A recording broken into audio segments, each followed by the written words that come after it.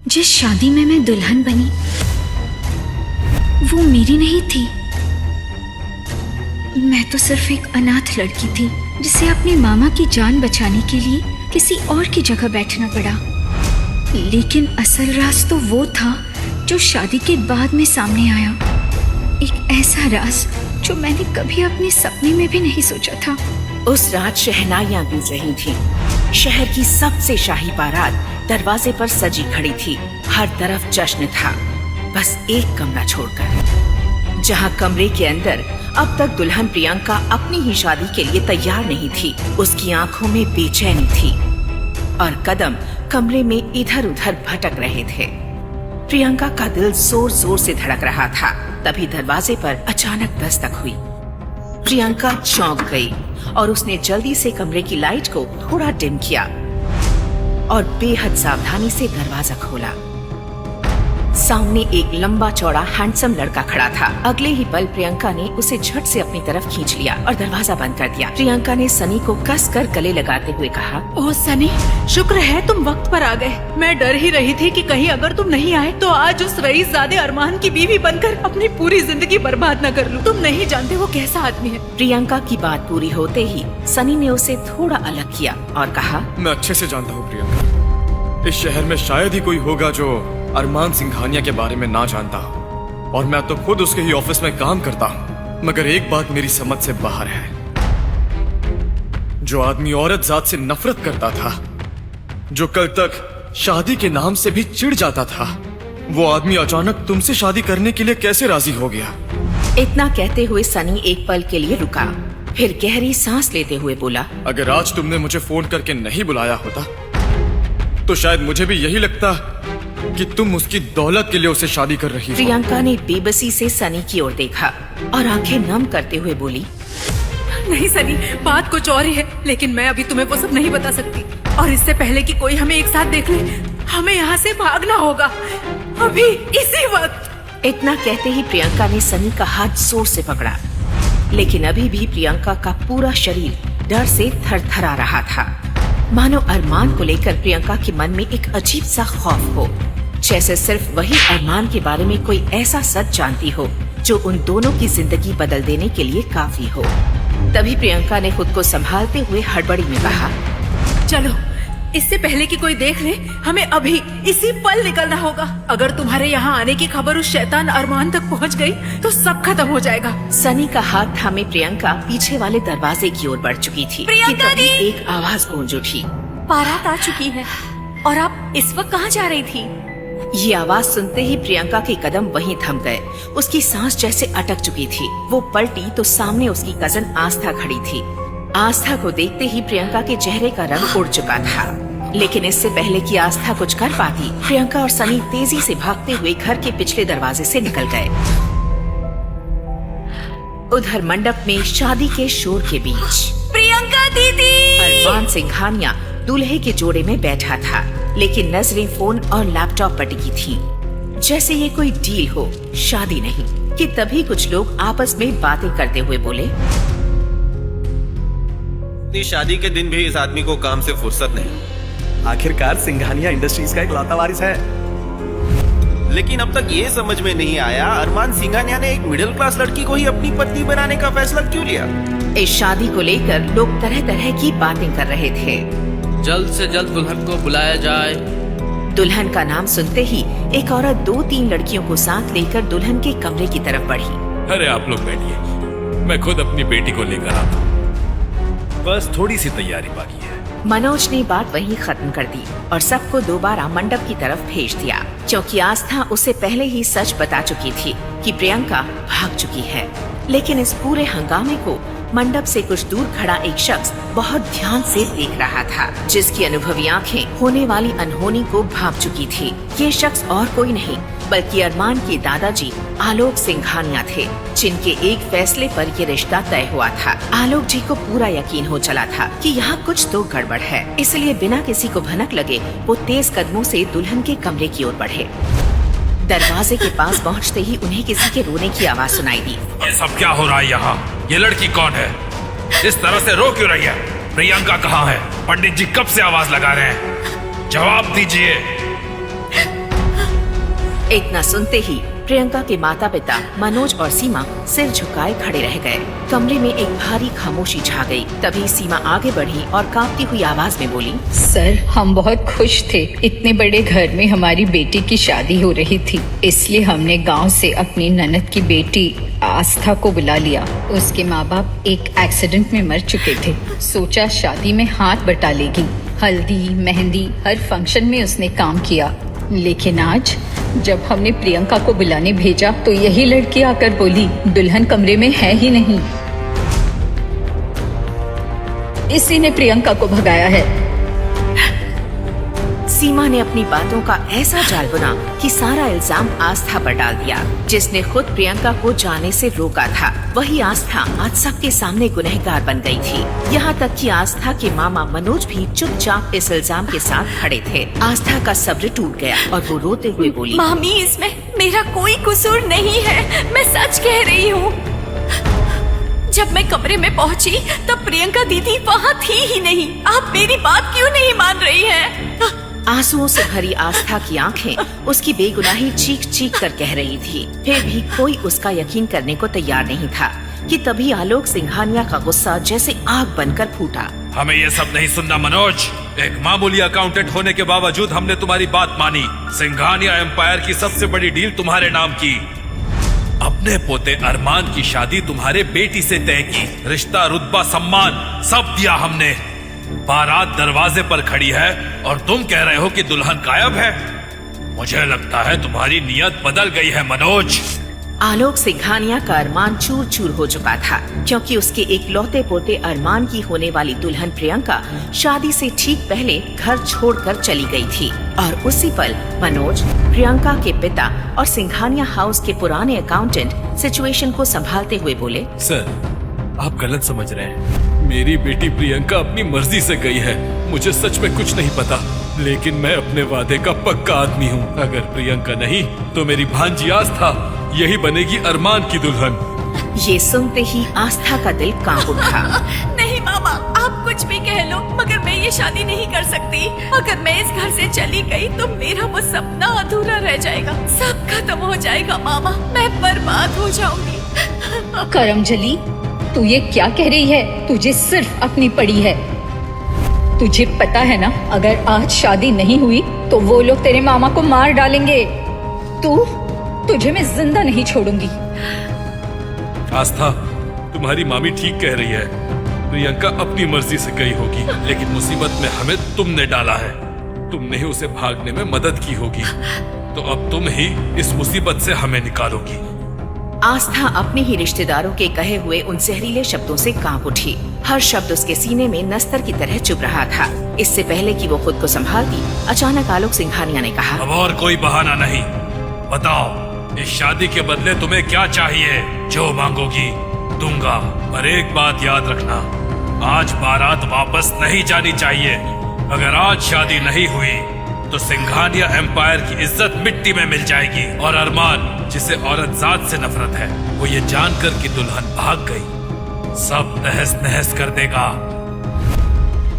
अरमान का नाम सुनते ही कमरे में हर कोई कांप उठा, क्योंकि अरमान सिंघानिया सिर्फ नाम नहीं, एक आंधी था जिसके गुस्से से पूरा शहर थरथरा जाता था। आस्था समझ चुकी थी कि इस शादी को रोकना अब लगभग नामुमकिन है। बेबस होकर उसने अपने ही सपनों का गला घोंट दिया और चुपचाप दुल्हन का लाल जोड़ा पहन लिया। कुछ ही मिनटों में आंखों में आंसू लिए शादी के मंडप में बैठ गई, लेकिन वहां जो नजारा उसे दिखा उसके होश उड़ गए। चारों तरफ शहनाइयां बज रही थीं और बीच में अरमान अपने लैपटॉप पर काम कर रहा था। ये कैसा आदमी है? कौन अपनी ही शादी में ऑफिस का काम करता है? अगर शादी करनी ही नहीं थी तो फिर ये जबरदस्ती क्यों? ये सब देखकर आस्था बहुत हैरान थी। जो भी हो, एक बात याद रखना, ये बात अरमान को कभी पता नहीं चलनी चाहिए कि तुम कौन हो। आस्था ने बिना कुछ कहे हाँ में सिर हिला दिया। सबके सामने आस्था एक परफेक्ट दुल्हन बनी रही, लेकिन अंदर से डर, कंफ्यूजन और गिल्ट से टूटी हुई एक लड़की थी। फिर आखिरकार विदाई का वक्त आया। कार का दरवाजा घर छोड़कर चली गई। पहली बार अरमान के बिल्कुल पास बैठी थी। उसका दिल जोर जोर से धड़क रहा था। अब घूंघट रखने की जरूरत नहीं।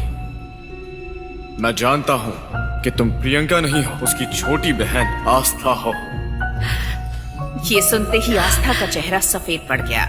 उसकी सांसें अटक गई। तभी अरमान ने आस्था के करीब जाकर धीरे से उसके कानों में फुसफुसाते हुए कहा, सच कहूँ तो अच्छा ही हुआ कि प्रियंका भाग गई, क्योंकि असल में मैं उसे नहीं बल्कि तुम्हें अपनी दुल्हन बनाना चाहता था। आस्था की सांसें थम गईं। ये सब सुनकर उसके दिमाग में हजारों सवाल उठ खड़े हुए। क्या? लेकिन ये कैसे हो सकता है? मैं तो अरमान से कभी मिली भी नहीं, तो वो मुझसे ही शादी क्यों करना चाहता था? तभी मैंशन पर कुछ गाड़ियों का काफिला आकर रुका।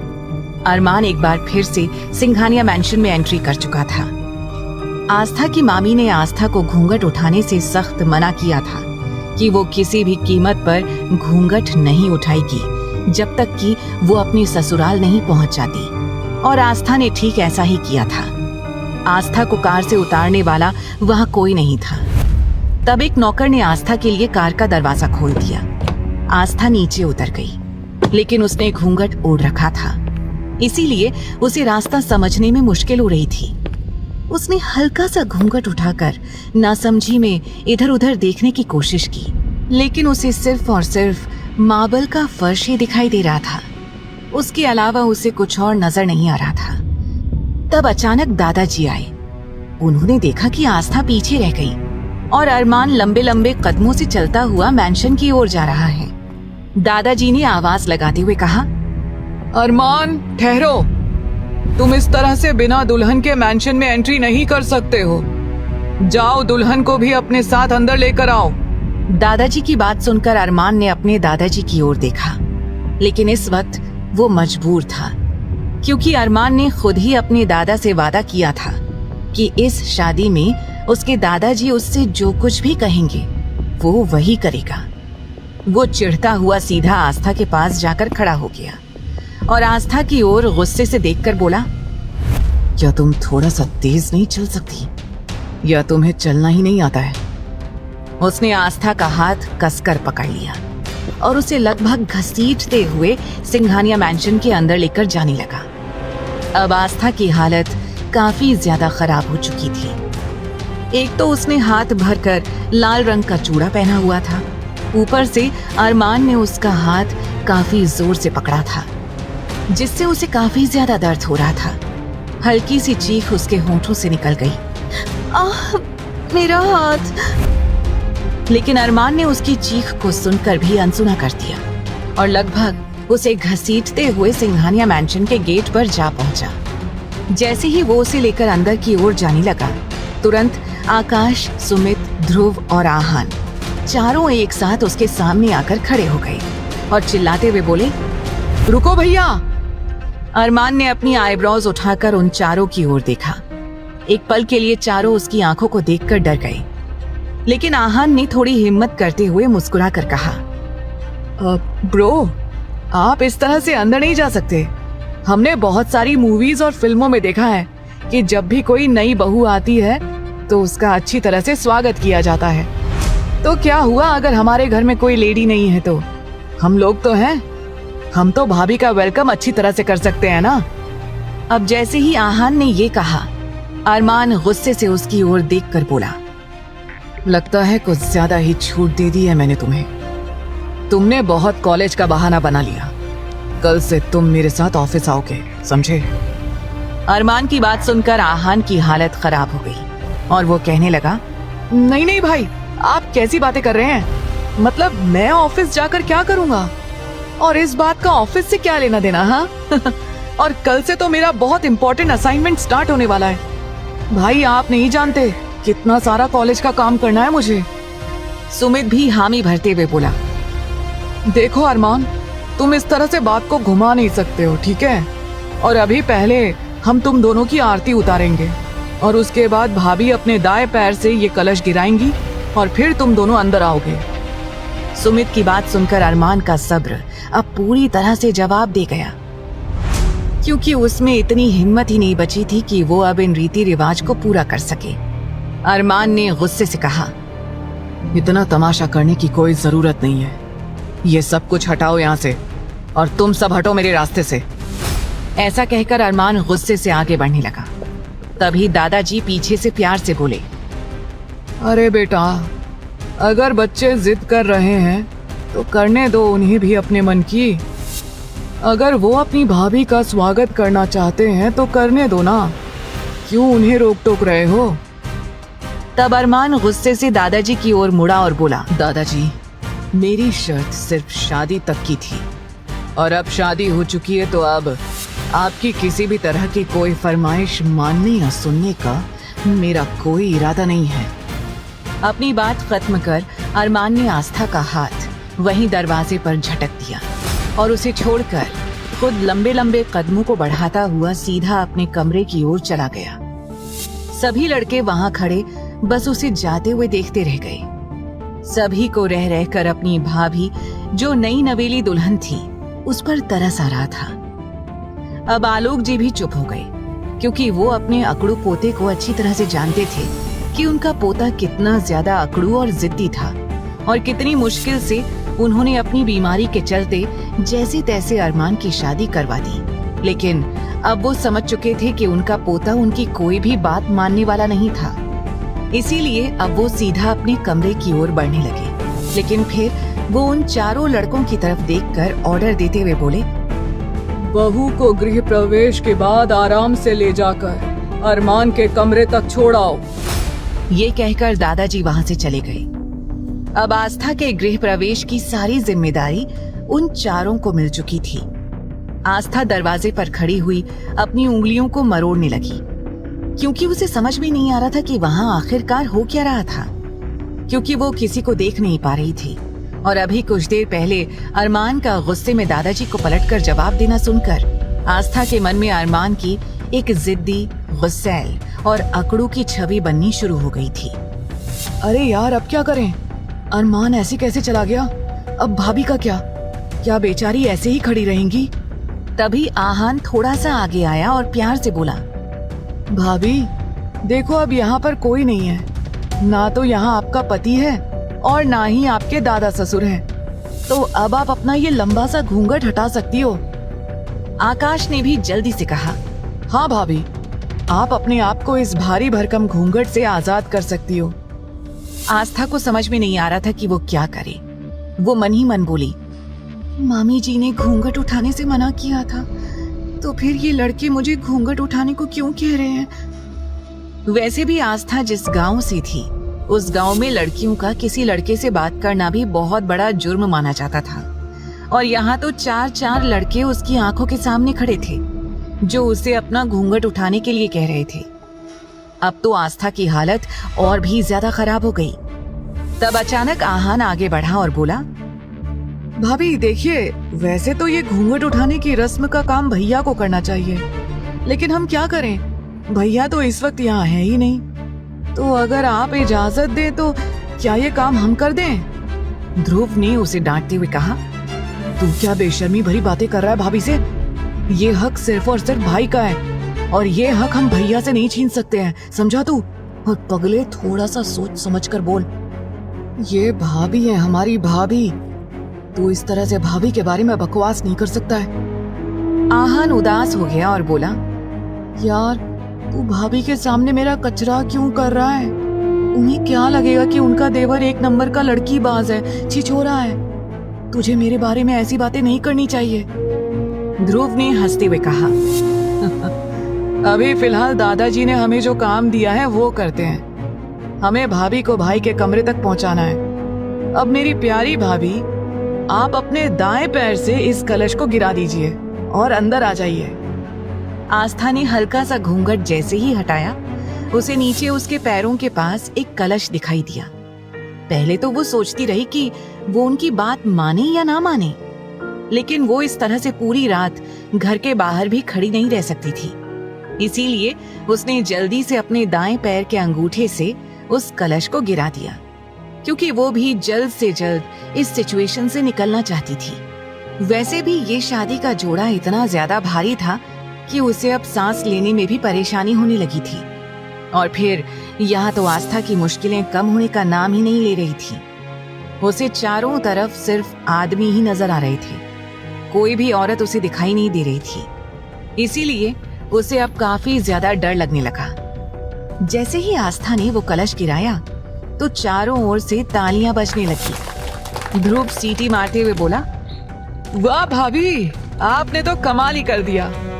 आपने बिल्कुल परफेक्टली कलश गिराया है, ऐसे ही हमने टीवी में भी देखा था।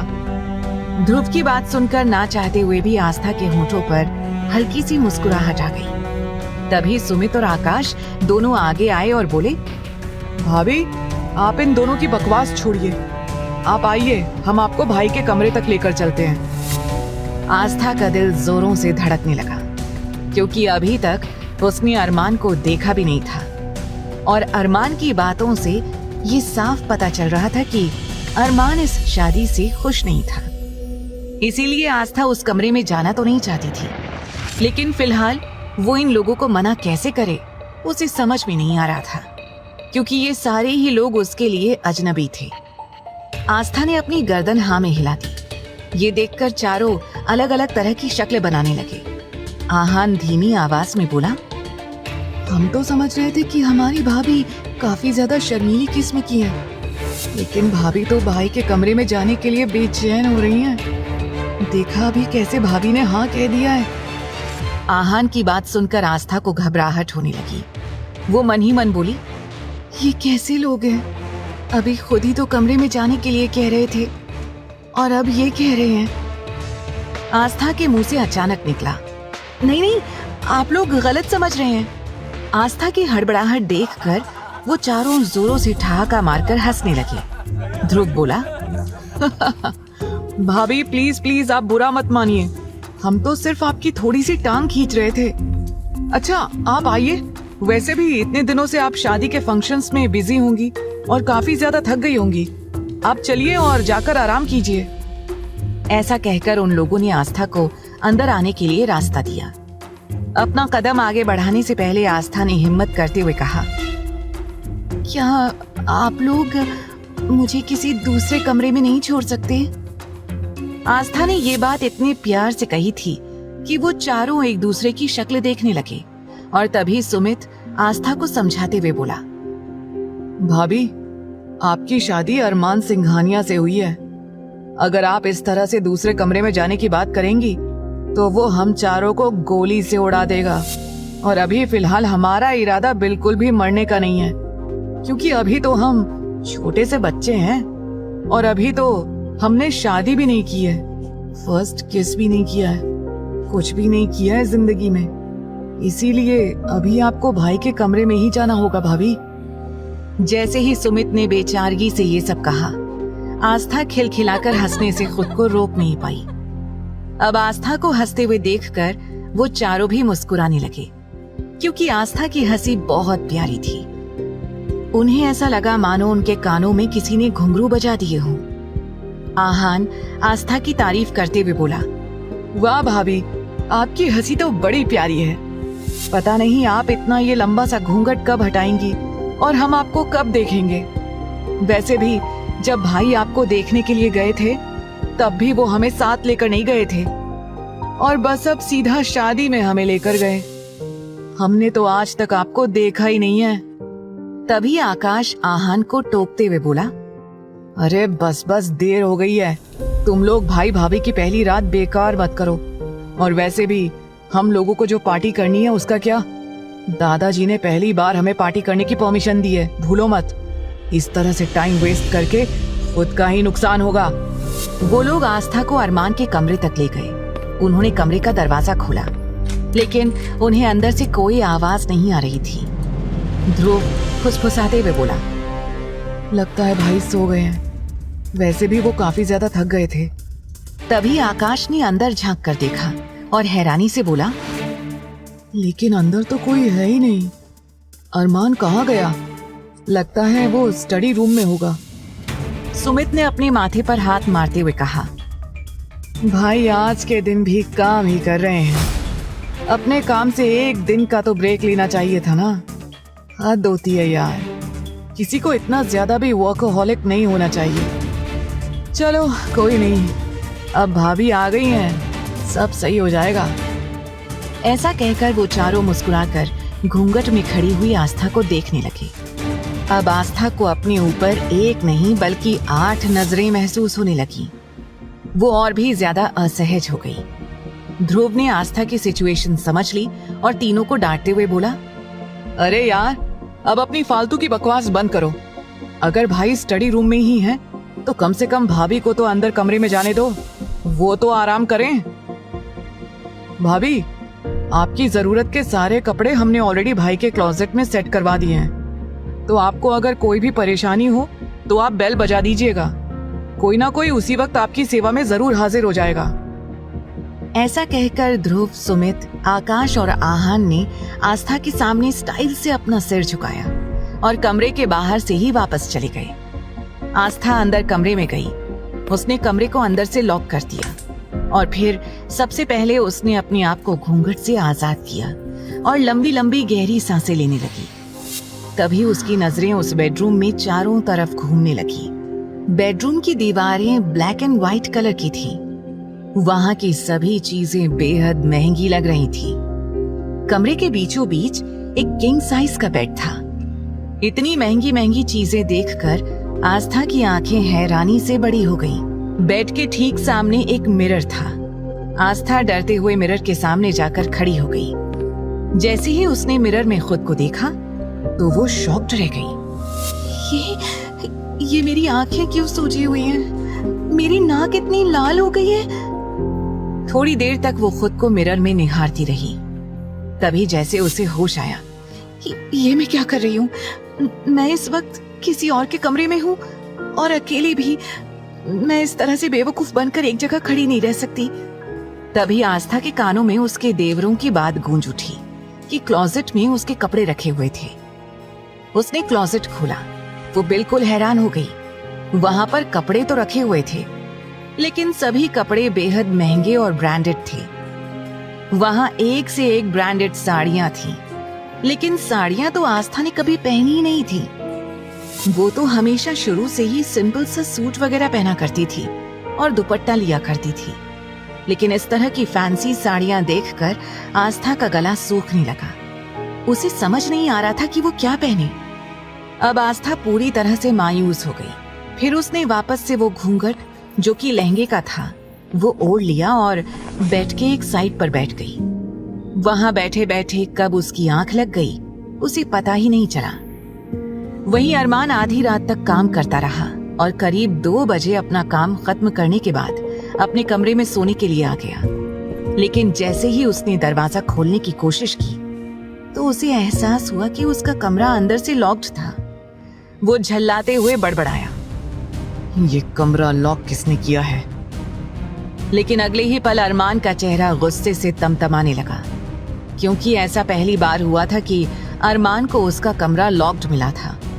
उसने जल्दी ही अपने फिंगरप्रिंट लॉक का इस्तेमाल करते हुए अपना रूम खोल लिया, क्योंकि अरमान का रूम, उसका घर उसके कंट्रोल में था। वो जब चाहे किसी भी जगह पर बिना किसी की परमिशन के आ जा सकता था। और फिर ये तो उसका कमरा था, जो उसने खुद अपने मुताबिक डिजाइन करवाया था। जैसे ही वो अपने कमरे में अंदर आया, उसने देखा कि बेड के एक कोने पर आस्था लेटी हुई थी। उसका चेहरा पूरी तरह से कवर्ड था। अरमान ने नफरत से उसकी ओर देखा और अगले ही पल अपना मुंह मोड़ लिया। अरमान गुस्से में दांत पीसते हुए बोला, दादाजी को इसे मेरे कमरे में नहीं भेजना चाहिए था। मैंने ये शादी सिर्फ नाम के लिए की है। ये मेरे कमरे में या मेरी जिंदगी में नहीं रह सकती है, कभी नहीं। अरमान का तो दिल किया कि अभी और इसी वक्त इस लड़की को उठाकर वहां से बाहर फेंक दे, लेकिन उसे सोता हुआ देखकर उसने ऐसा कुछ नहीं किया। अरमान के लिए आस्था के साथ एक बेड पर सोना पॉसिबल नहीं था और अपने कमरे के अलावा अरमान को कहीं और नींद भी नहीं आती थी। अब अरमान पूरी तरह से उलझन में फंस गया था। अब क्या करने वाला है अरमान? जब वो प्रियंका की जगह आस्था को देखेगा तो उसका क्या रिएक्शन होगा? इनकी पहली रात यादगार बनेगी या ये इनके साथ की आखिरी रात बन जाएगी? अब अरमान पूरी तरह से उलझन में फंस गया था उसने आस्था को जगाने के लिए जानबूझकर थोड़ा सा खांसना शुरू किया। लेकिन आस्था, जो ज्यादा ही थकी हुई थी, वो इस वक्त गहरी नींद में थी। अरमान के खांसने की आवाज उसके कानों तक पहुंच ही नहीं रही थी।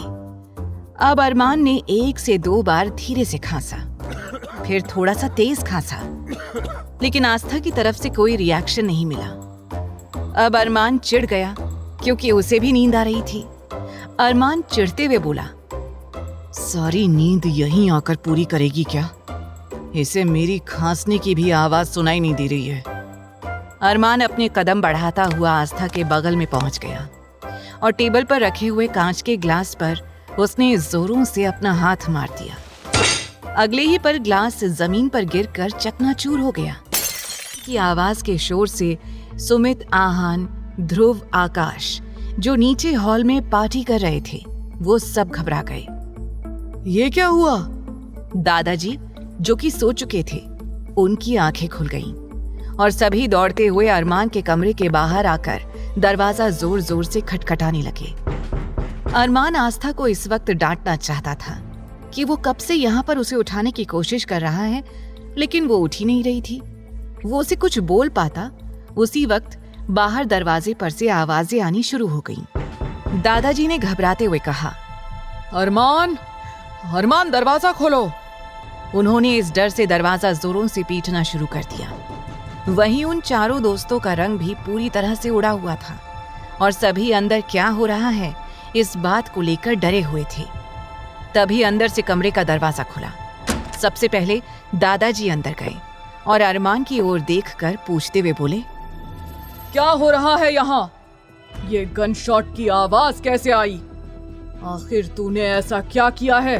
तभी चारों लड़के भी अंदर गए और अंदर आकर उन्होंने इधर उधर चारों तरफ अच्छी तरह से देखना शुरू किया, लेकिन आस्था तो बेड पर थी ही नहीं। अब तो दादाजी और बाकी सबके दिल जोरों से धड़कने लगे। धीरे धीरे जैसे ही वो लोग कुछ कदम आगे गए तो उन सबके कानों में किसी के रोने की आवाज सुनाई देने लगी। ये आवाज आस्था की थी। आस्था काफी ज्यादा डर गई थी और वो हिचकियां लेकर रो रही थी। उसने अपने आप को दुपट्टे से ढका हुआ था, जिस वजह से उसका चेहरा अभी तक किसी ने भी नहीं देखा था। जल्दी ही दादाजी उसकी ओर गए और आस्था को जमीन से उठाने लगे। वो प्यार से बोले, बेटा उठो, मैं हूँ दादाजी। आस्था ने जैसे ही अपने पास दादाजी के हाथ को पाया तो वो खुद को शांत करने लगी, लेकिन उसका पूरा शरीर इस वक्त कांप रहा था, जो कि घूंघट में और उसके भारी भरकम लहंगे में भी दिखाई दे रहा था। दादाजी गुस्से से अरमान की ओर मुड़े और बोले, ये क्या बदतमीजी है अरमान? ये क्या किया तूने? तूने बहू को क्यों धमकाया है? अरमान ने बेपरवाह होकर कहा, दादाजी, आपके कहने से मैंने ये शादी की है, लेकिन इसका मतलब ये नहीं है कि मैं इस रिश्ते को निभाऊंगा भी। आखिर क्यों आपने इस लड़की को मेरे कमरे में भेजा? आपको इसे इस तरह से मेरे कमरे में नहीं भेजना चाहिए था। अरमान ने बड़े ही रूड तरीके से ये सब कहा था। तभी सुमित आगे आकर शिकायत करते हुए बोला, ये गलत बात है अरमान ब्रो, आपको ऐसा नहीं करना चाहिए था। अरमान गुस्से से सुमित की ओर देखकर बोला, सुमित, तुम जरूरत से ज्यादा ज्ञान देने लगे हो। मुझे लगता है कल से तुम्हें अपने ऑफिस चले जाना चाहिए। काफी समय हो गया है तुम्हें अपने ऑफिस के दर्शन किए हुए। अरमान ने सीधे सुमित की बेइज्जती की तो सुमित ने भी अपना मुंह बना लिया और झल्लाते हुए वहां से चला गया। तब आकाश ने एक और कोशिश करते हुए धीमे लहजे में कहा, लेकिन सुमित ने कुछ गलत थोड़ी कहा है। अरमान, तुम्हें भाभी के साथ इस तरह की हरकत नहीं करनी चाहिए थी। अब अरमान को और ज्यादा गुस्सा आने लगा। वो बोला, तुम अपनी बकवास बंद करो आकाश। और किसने कहा कि ये लड़की तुम्हारी भाभी है? कोई जरूरत नहीं है इसे भाभी वगैरह कुछ भी कहने की, समझे तुम लोग? जाओ, जाकर अपना अपना काम करो। पार्टी कर रहे थे ना तुम सब, जाकर अपनी पार्टी एंजॉय करो। ध्रुव हैरानी से सोचने लगा, ये तो पार्टी में था भी नहीं, तो फिर इसे कैसे पता चला कि हम सब पार्टी कर रहे थे? ध्रुव ने हड़बड़ाते हुए आकाश और आहान से कहा, अब हमें यहाँ से चलना चाहिए। तभी दादाजी ने आस्था का हाथ पकड़ा और वो अरमान की ओर देखकर कड़े लहजे में बोले, मैं तुमसे इस बारे में बाद में बात करूंगा। वो आस्था को जल्दी ही बाहर लाकर उसे अब एक गेस्ट रूम में ले गए। वो आस्था को दिलासा देने लगे। अब तक आस्था काफी नॉर्मल हो गई थी। अब दादाजी ने आस्था की ओर देखकर उदास लहजे में कहा, बेटा माफ करना, मैं जानता हूं कि तुम्हारे साथ बहुत नाइंसाफी हुई है, लेकिन उस वक्त हमारी भी मजबूरी थी और कोई रास्ता नहीं था इस सिचुएशन से निकलने का। इसीलिए हमने तुम्हें मजबूर करके अरमान से शादी करवाई। हम जानते हैं हमारे पोते का बर्ताव कैसा है और शायद पूरी तरह से गलत भी है, लेकिन हम चाहकर भी कुछ नहीं कर सकते हैं, क्योंकि हम उस वजह को जानते हैं जिस वजह से हमारा पोता ऐसा बन गया है। अब हमें सिर्फ और सिर्फ तुमसे ही उम्मीद है कि तुम उसकी हमसफर बनकर सब कुछ ठीक कर दोगी। एक औरत अपने प्यार से सब कुछ ठीक कर सकती है। हम चाहते हैं कि तुम अरमान को पूरी तरह से बदल दो। दादाजी की बात सुनकर आस्था ने सवालिया नजरों से दादाजी की तरफ देखा। दादाजी आगे रौबदार आवाज में बोले, अगर तुम हमारे पोते में बदलाव ला देती हो और उसे अपने परिवार में रहना, हंसना, बोलना सिखा देती हो, तो हम तुमसे वादा करते हैं कि हम तुम्हारे डॉक्टर बनने की पढ़ाई पूरी करवाएंगे और अरमान के खिलाफ जाकर तुम्हारी मदद करेंगे। जैसे ही आस्था ने ये सुना, एक बार फिर उसकी आंखों में उम्मीद नजर आने लगी, क्योंकि अरमान से शादी के बाद से ही वो पूरी तरह से टूट चुकी थी। उसके सारे सपने चकनाचूर हो चुके थे। आस्था ने जल्दी से पूछा, क्या सच में आप मेरी मदद कर पाएंगे? दादाजी, आप मुझे वो काम करने को कह रहे हैं जो शायद मेरे लिए क्या, किसी के लिए भी मुमकिन नहीं है। जिस पोते को आप सुधार नहीं पाए, भला उसे मैं कैसे सुधार सकती हूँ? तब दादाजी हल्की मुस्कुराहट के साथ आस्था के करीब गए और उसके सिर पर हाथ रखकर बोले, शायद तुम सही कह रही हो, लेकिन हमारी मजबूरी है कि हम अपने पोते को ज्यादा कुछ नहीं कह सकते। और वैसे भी उसने हमारी बीमारी के चलते शादी करने का वादा किया था, जो उसने आज पूरा कर दिया। आज के बाद वो हमारी कोई बात नहीं सुनेगा, इसीलिए अब हम उसे और ज्यादा कुछ कह नहीं सकते। लेकिन हमें उम्मीद है कि तुम चाहो तो सब कुछ ठीक कर सकती हो। आस्था हैरान हो गई, क्योंकि उसे समझ नहीं आ रहा था कि आखिर वो कैसे सब कुछ ठीक करे। उसे तो जिंदगी की ज्यादा कुछ समझ भी नहीं थी। अभी भी उसमें काफी ज्यादा बचपना था, और तो और इस अचानक से हुई शादी से उसके सिर पर मुश्किलें आ गई थी। फिर वो कैसे इस सिचुएशन को संभालेगी? दादाजी उसे समझाते हुए बोले, बेटा तुम इस बारे में सोचो और सुबह तक हमें जवाब जरूर देना। अगर तुम्हारी हाँ हुई तो हम अब से सिर्फ वही करेंगे जो तुम कहोगी। अब तुम आराम करो, थक गई होगी। दादाजी वहां से जाने को मुड़े, लेकिन तभी उन्हें कुछ याद आया और रुककर बोले, और हाँ बेटा, हम जल्दी ही अपने डिजाइनर से कहकर तुम्हारे मुताबिक नए कपड़ों का इंतजाम करा देंगे। फिलहाल हम अपने साथ तुम्हारे लिए कुछ कपड़े और तुम्हारा कुछ जरूरी सामान लेकर आए हैं, ताकि तुम्हें कोई परेशानी ना हो। अब तुम देख लो, जहां समझ आए वहां अपना सामान एडजस्ट कर लो। अपनी बात कहकर दादाजी वहां से निकल गए। आस्था के मन में सवालों का तूफान उमड़ने लगा। तभी आस्था की नजर वहां साइड पर पड़े बैग पर गई, जो उसे जाना पहचाना सा लगा। जल्दी से आस्था ने थैला उठा लिया और उसे खोलकर देखने लगी। उसमें बहुत सारे नए कपड़े थे। उसकी आंखों के सामने कुछ दिन पहले का नजारा घूम गया। जब आस्था ने प्रियंका की शादी के बारे में सुना था, तब उसने अपनी नानी से जिद करके अपने लिए 3-4 नए कपड़ों का पीस मंगवा लिया था। आस्था खुशी खुशी सारे नए पीस मनोरमा आंटी के पास लेकर गई, जो उसी गांव की थी, और मनोरमा आंटी ने उसे चहकते हुए देखकर कहा था, ये सारे रंग तो तुम पर बहुत जचेंगे बिटिया, ये बड़े ही प्यारे कपड़े हैं। तब आस्था शर्मा गई थी। मनोरमा आंटी, जो कपड़े सिलने का काम करती थी, जल्दी ही उन्होंने अपने हुनर का इस्तेमाल करते हुए आस्था के लिए बड़े ही प्यारे फ्रॉक सूट्स और चूड़ीदार पैंट सिल दिए थे।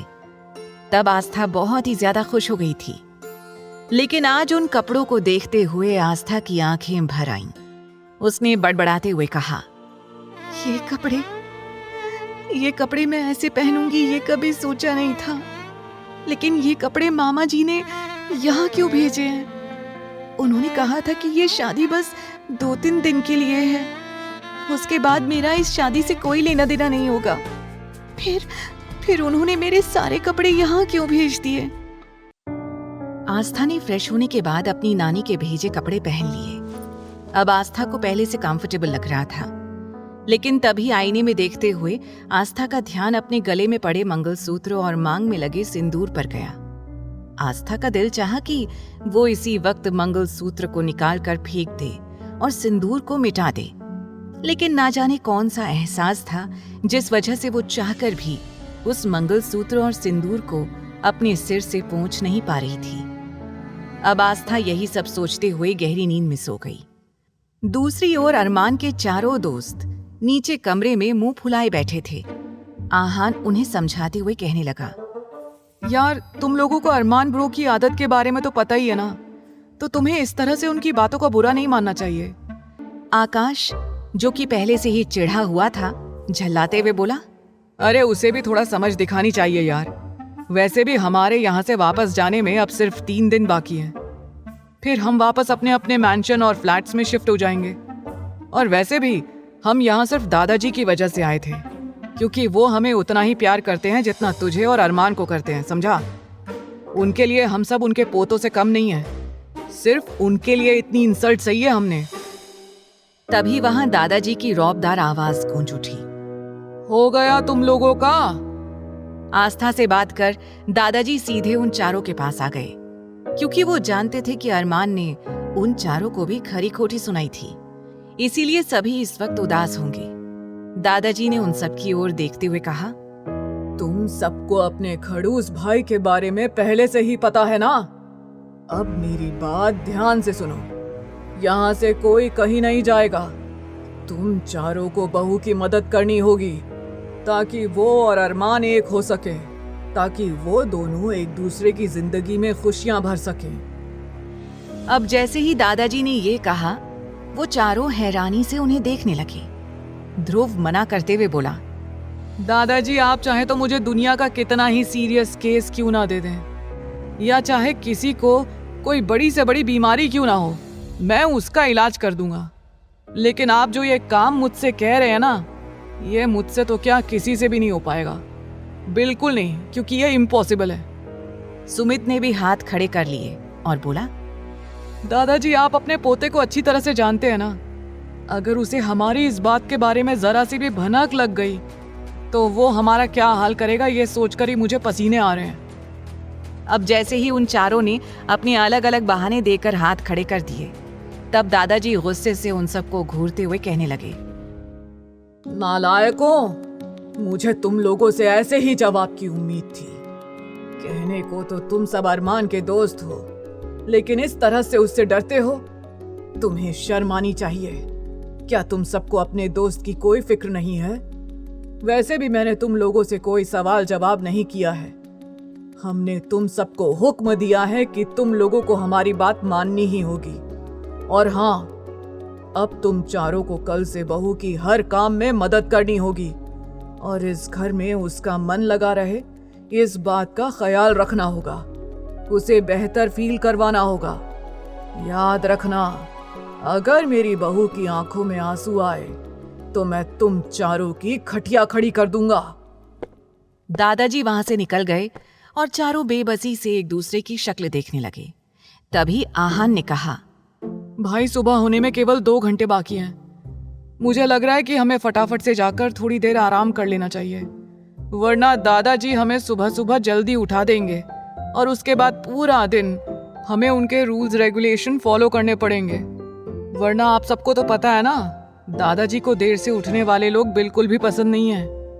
अब जैसे ही अरमान ने इस बात की याद दिलाई, सुमित जल्दी से अपने मुंह पर उबासी लेते हुए कहने लगा, अरे यार, ये तो मैं भूल ही गया था। अच्छा हुआ तूने याद दिला दिया। और वैसे भी अगर मेरी नींद पूरी नहीं हुई तो मुझसे सुबह बिल्कुल नहीं उठा जाएगा। और दादाजी की इस बार की कोई भी पनिशमेंट मैं झेल नहीं पाऊंगा। चारों जल्दी से उल्टा सीधा भागते हुए कमरे में पहुंच गए। वो चारों ज्यादातर एक ही कमरे में अलग अलग बेड लगाकर सोते थे और खूब देर तक मौज मस्ती करते थे। उन चारों को देखकर कोई नहीं कह सकता था कि वो चारों अपनी ही फील्ड के सबसे ज्यादा कामयाब लड़के थे। जल्दी ही वो गहरी नींद में सो गए। इधर अरमान अपने कमरे में था, लेकिन कुछ देर पहले तक यहाँ आस्था भी थी, जिसकी वजह से उसकी खुशबू पूरी तरह से उस कमरे में महक रही थी। अरमान अब इस खुशबू से इरिटेट हो गया। अरमान गुस्से में बेडशीट उठाकर नीचे फेंकते हुए चिल्लाया, 2 मिनट के अंदर मेरा बेडशीट चेंज करो। अगले ही पल 2 नौकर भागते हुए वहां पर आए और बेडशीट चेंज कर दिया। अरमान के घर पर 24 घंटे दिन और रात नौकर अवेलेबल रहते थे, लेकिन कोई फीमेल स्टाफ नहीं थी, सारे मेल स्टाफ ही थे, क्योंकि अरमान को लड़कियों से बहुत ज्यादा नफरत थी। एक यही वजह थी कि वो कभी भी किसी से शादी नहीं करना चाहता था। लेकिन जिस दिन दादाजी ने अपनी सीरियस बीमारी के बारे में बताया और साथ ही साथ अपनी आखिरी ख्वाहिश के बारे में अरमान से कहा, तो चाहकर भी अरमान उन्हें मना नहीं कर पाया। लेकिन अब अरमान फिर इरिटेट हो चुका था, क्योंकि आस्था से शादी करने के बाद उसके दिल में एक अजीब सी बेचैनी होने लगी थी।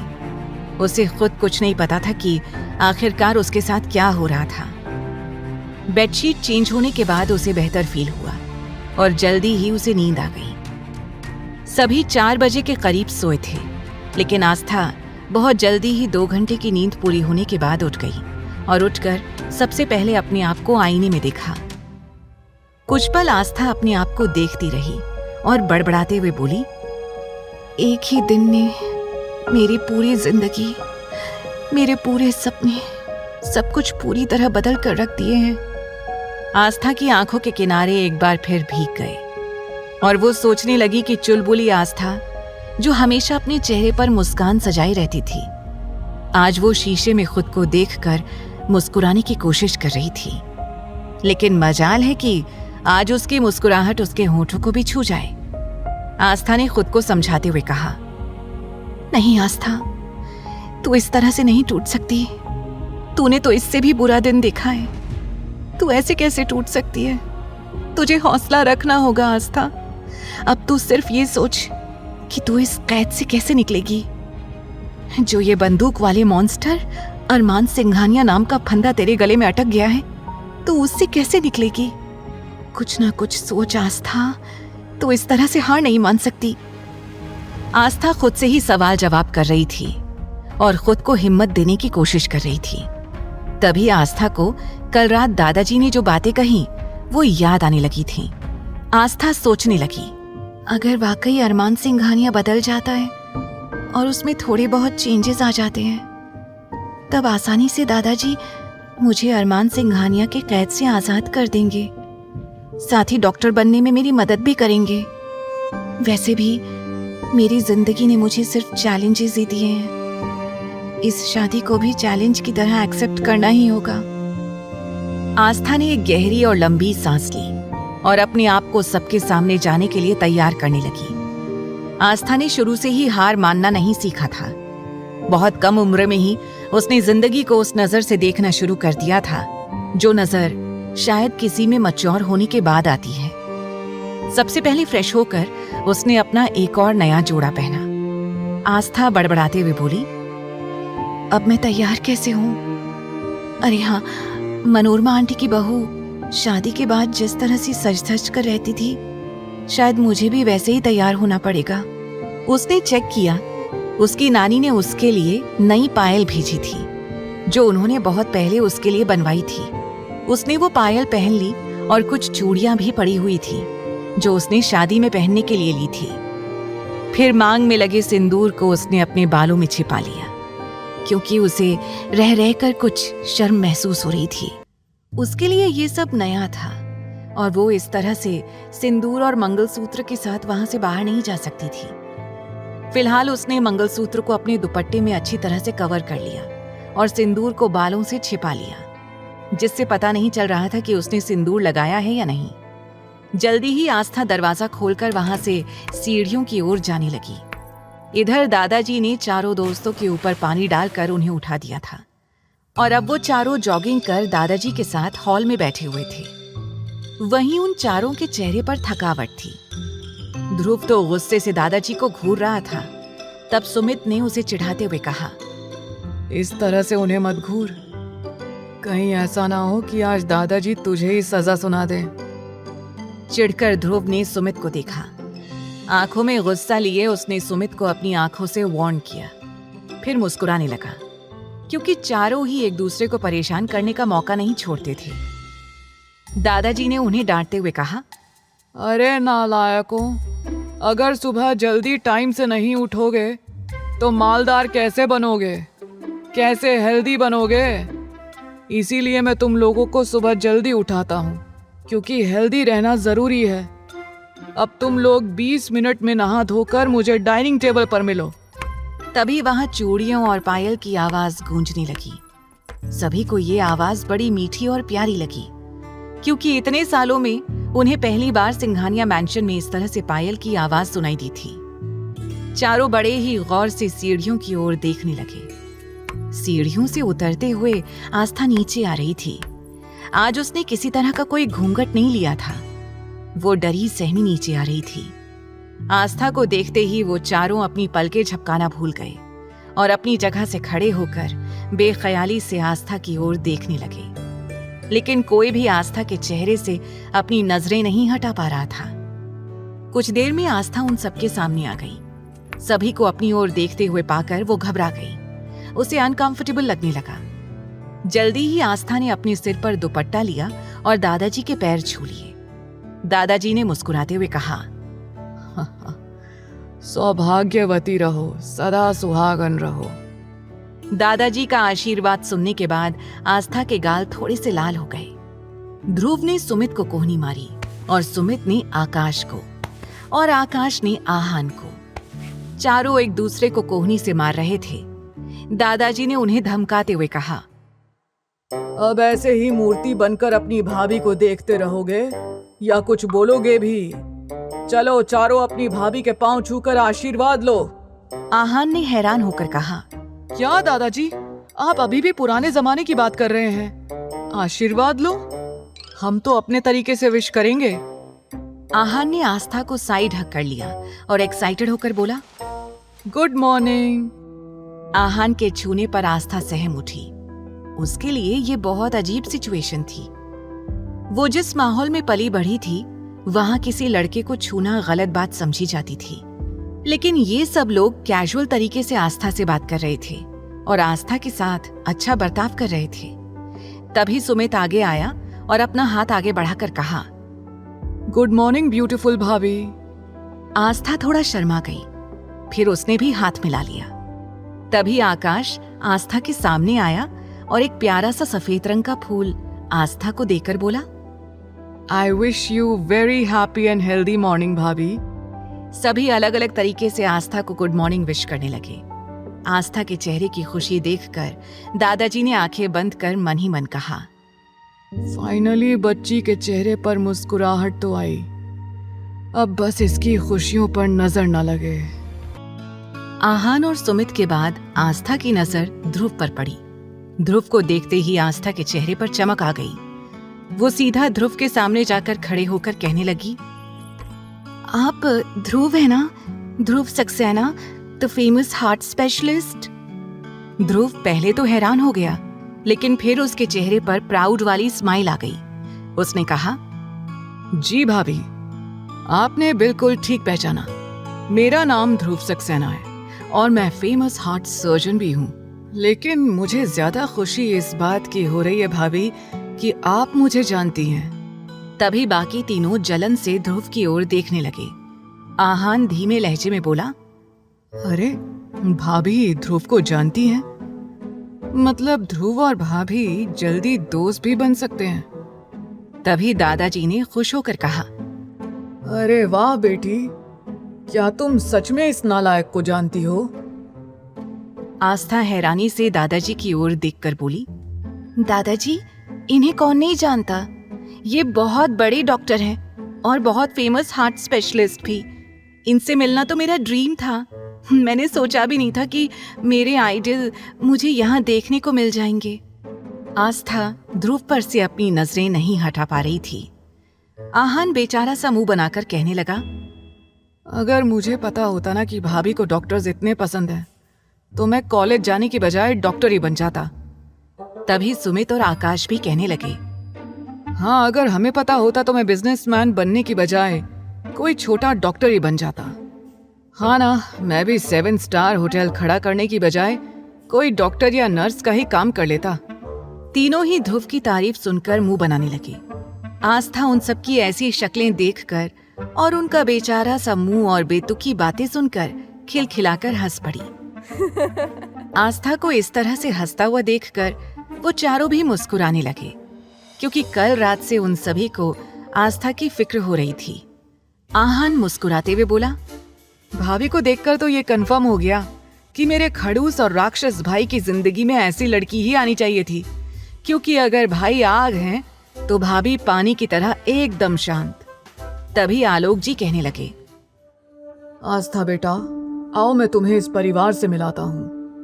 अब तक तुम्हें इस बात का अंदाजा तो हो ही गया होगा कि इस घर में कोई और औरत नहीं है, यहाँ ये चारों ही हैं। सच बताऊं तो ये चारों सिर्फ मेरी फैमिली का हिस्सा नहीं है, बल्कि मेरे दिल के भी बेहद करीब हैं। जितना प्यार मैं अरमान से करता हूँ, उससे कहीं ज्यादा शायद मैं इन चारों से करता हूँ।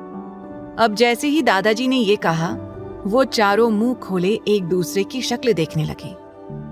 दादाजी ने आगे कहा, आस्था बेटा, ये आहान है, ये अरमान का कजिन ब्रदर है और मेरा छोटा पोता। ये हमारे साथ यहीं सिंघानिया मैंशन में रहता है। ये अभी अपनी कॉलेज की पढ़ाई पूरी कर रहा है। आहान का इंट्रोडक्शन सुनकर आस्था ने मुस्कुराकर आहान की ओर देखा। दादाजी आकाश की ओर देखते हुए बोले, बेटा, ये आकाश शहर के फेमस 7 स्टार होटल का मालिक है और हमारे पास वाला जो विला है ना, वो इसी का है। लेकिन हमारे कहने से ये अपने विला में कम सिंघानिया मैंशन में ज्यादा रहता है। ये कहकर दादाजी ने आकाश की ओर मुस्कुराकर देखा। आकाश मुस्कुराते हुए कहने लगा, दादाजी, यहाँ मेरा दिल थोड़ा ज्यादा लगता है, इसीलिए मैं यहाँ से नहीं जाता। वैसे भी मेरे पापा विदेश में रहते हैं और वो मुझसे कभी कभार ही मिलने आते हैं। आकाश की माँ की डेथ विदेश में कार एक्सीडेंट में हो गई थी, जिसके बाद आकाश हमेशा के लिए इंडिया में शिफ्ट हो गया।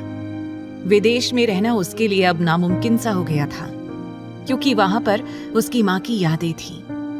अब दादाजी सुमित की ओर मुड़ गए और बोले, बेटा, ये सुमित अग्रवाल शहर का मशहूर बिजनेसमैन है।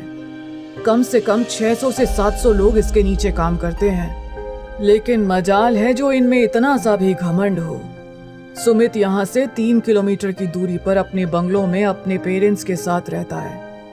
अभी फिलहाल अरमान की शादी की वजह से कुछ दिनों के लिए यहाँ शिफ्ट हुआ है। दादाजी ने एक एक करके सबका इंट्रोडक्शन आस्था से करवा दिया।